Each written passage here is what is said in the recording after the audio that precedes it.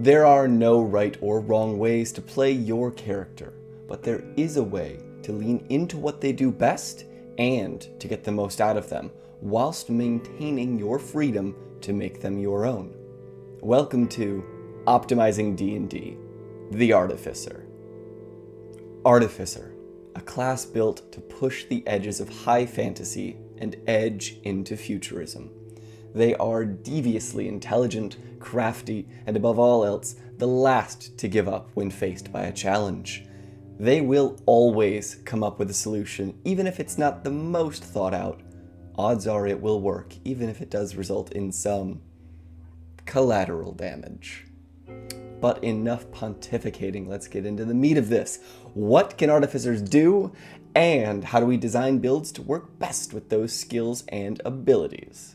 Artificers get a lot of features. They can, in no specific order, tinker with items to give them new properties and even infuse magical enchantments and spells into them, attune to more items, create custom magical companions and objects, cast spells, and use weapons and armor just as good as clerics, which is to say, pretty well. They're strong and diverse in their strength, but what they do best is allow you to tinker, and I don't just mean in the game. As an artificer, you can kit your character out in hundreds of unique ways to make so many unique builds that all fall under the same umbrella together as artificers. You can make tanks, spellcasters, stealth agents, practically wizards, and actually Iron Man.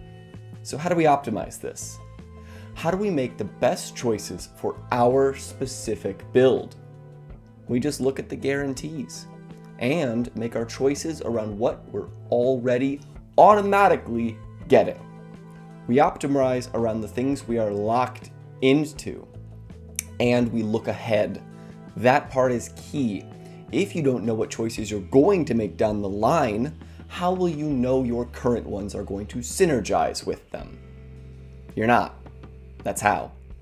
So look ahead. Know what subclass you want to take. Know what abilities you want to get. What spells you'll get. What feats are going to work. And what goals you want to strive for.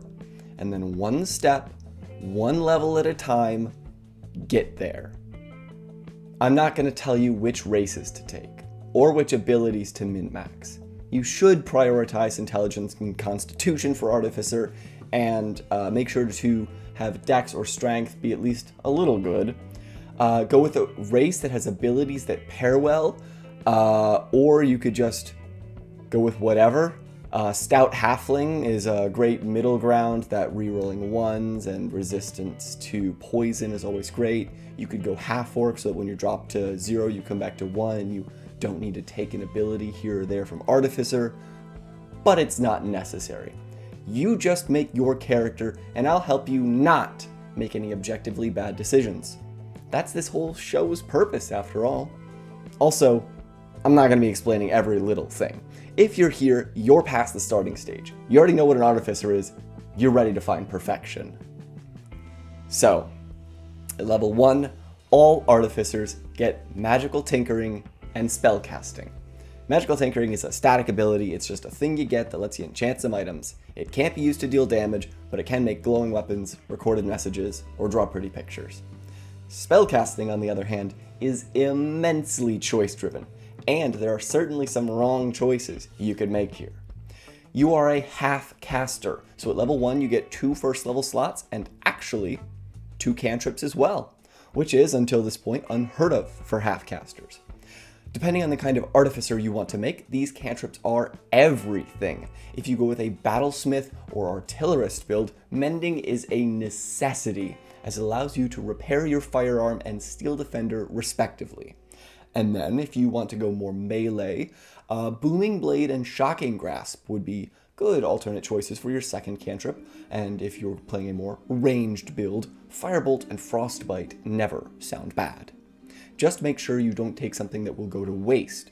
Thorn Whip on an artillerist or resistance on, well, actually, any subclass or class. That's just a bad spell. For your level 1 spell choices, this class works in that you can prepare a number of spells equal to your intelligence modifier plus half of your artificer level rounded up every long rest. So if you pick wrong, it's not the end of the world, Just pick new ones tomorrow. And when you reach level 3, you will start to automatically get prepared spells as well. So you might start choosing more utility or damage dealing ones for your choices daily, depending on what you get from your subclass.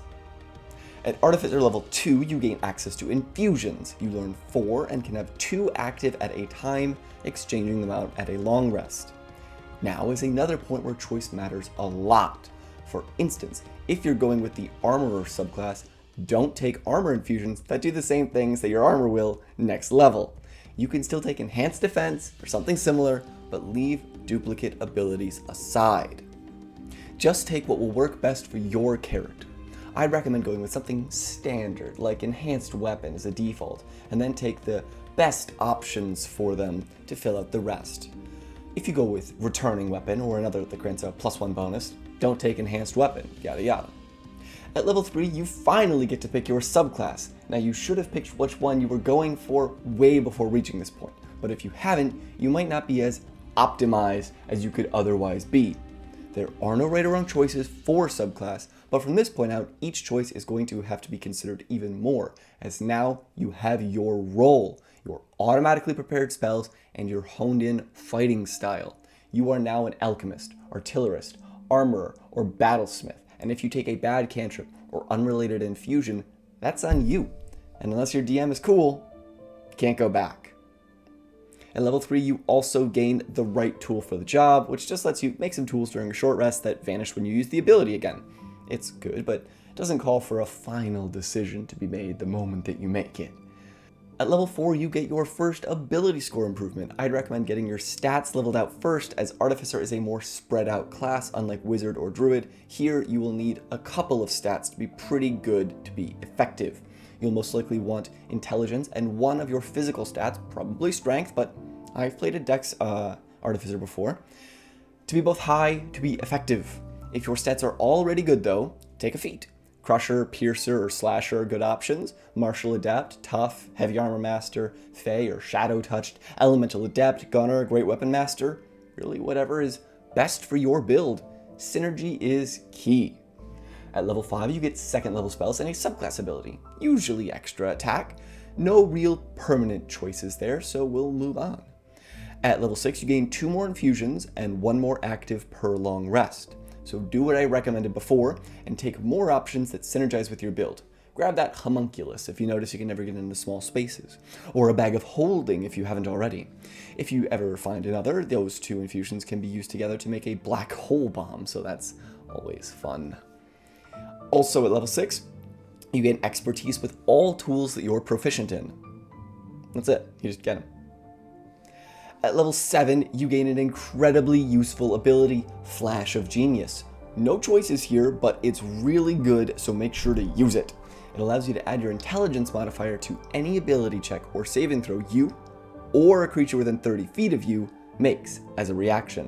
A number of times per long rest equal to your intelligence modifier. It's just good, so don't forget about it. Level 8, ASI, level 9, third level spells, and another subclass feature, blah blah blah, move on. Level 10, you can attune to 4 items at once, and your time to create low rarity magic items, common and uncommon, is quartered, and the gold cost is halved, which is cool, because now your DM cannot possibly say no to you crafting magic items a la Xanathar's Guide. Also, you get another cantrip, and 2 more infusions known with 1 more prepared per day. At level 11, you can infuse a first or second level spell that takes an action to cast into an item to be used twice as many times as your intelligence modifier. It can be used by anyone, not just you. When you use the ability again, it wipes the first one. Pick something good, something that doesn't need to scale with level and that you will use often. Detect Magic, Disguise Cell, Fairy Fire, Identify, Sanctuary, Blur, Enlarge, Reduce, Heat Metal, Invisibility, or Vortex Warp. Also Cure Wounds. 6 or 8 castings of a level 1 Cure Wounds is always a useful thing to keep in your back pocket in the form of a spoon, because that's all you could find, and it works. Level 12, another ASI, and level 13, 4th level spells. At level 14, you can attune to 5 magic items at once, but more importantly, you can now ignore class, race, level, and spell requirements for attuning to magic items.